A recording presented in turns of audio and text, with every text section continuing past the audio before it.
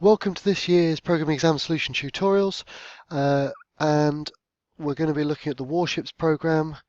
This is for the AQA Computer Science Spec 2016. This particular tutorial we're going to be just in a very brief introduction, and I'm going to be saying the top 5 extensions. So let's just double check. This is for the 2016 Paper 1 AS exam, not for the Comp 1 reset. So if you're doing the AQA reverse scenario, that is for the Comp 1, and that means you're an upper 6 student probably resitting. But my tutorials are going to be for the new AS exam, which is all to do with the Warships code.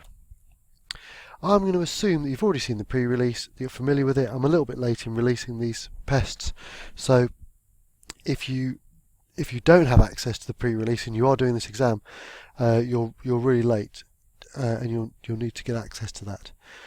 I'm also going to assume that you spent a bit of time on the code. You just had Easter holiday, so I'm assuming that you've been trying a few things. Really, these solution tutorials are aiming to polish and refine and just really give you focus for what's like to be in the exam. I'm hoping that you are familiar with the Computing Wikibook. It's absolutely a brilliant resource. It has been for years. Just word of caution, obviously it's a wiki, so there are dozens and dozens and dozens and dozens of potential extensions for this code put in there, some of which are more likely than others. It's also a wiki in terms of solutions. I'm not always sure the optimal solutions put up there, but that's for you to discern. Now, I've created a Google Doc. You can follow this link here, and that's put the extensions and solutions I have kind of think are most likely. The solutions with my paste bin, so you'll be able to download those if you want, or you can just look at them. I'm also going to assume that you've seen the EAD, so you know that there are 3 questions in the Now section C. 3 questions that will ask you to actually change or extend the code. There's a 6 marker, a 10 marker and a 14 marker. Remember, this is an hour-and-a-half exam, not a 2-hour exam, so this is, there's a lot of marks there. It's worth really knowing the stuff. Right, let's move on. Joe's top 5. Annoyingly, it's just off the screen. Joe's top 5. First one. This is just an absolute dead cert. If you have not practiced how to validate the get row column procedure, so that you cannot try and make a move that is off the board, or that causes an exception to be thrown, then you absolutely need to practice that. There's a couple of options. You could validate row and column separately, you could do them together, you could do it with and without try catches. There's a few things you can do, but in my solution that I'll do for this, I'll look at them separately and I'll do it all the bells and whistles, so that you know all the techniques. Add a new ship type. I really like the idea of adding a new ship type. It feels just about right for a 10 marker. It makes use of the fact they put a structure in there. Just so clear. The other reason why I think the structure is there is because I think they're going to reuse this code as an example for to practice for the A2 exam, which is going to be object oriented.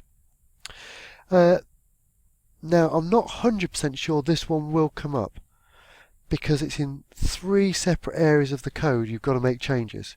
Now that makes it a little bit awkward providing evidence in the EAD. Not impossible, but certainly in terms of examining, it is 3 separate changes in 3 very different bits of the code, and that, if you look back at the old exams, that doesn't come up very often. They quite like setting questions where all of your changes are sort of made in one place, so it's very easy to evidence it, and you're very unlikely to make a mistake evidencing it. But it is a very nice problem. If you don't know how to add a new ship type, you definitely ought to. Really like the problem of adding a "you sunk my battleship," for instance, message. Several ways to solve it. I think the easiest way is just to check the entire array to see if there's any more of that ship type there. It's just probably slightly under 10 marks, so they might have to pad it out a little bit.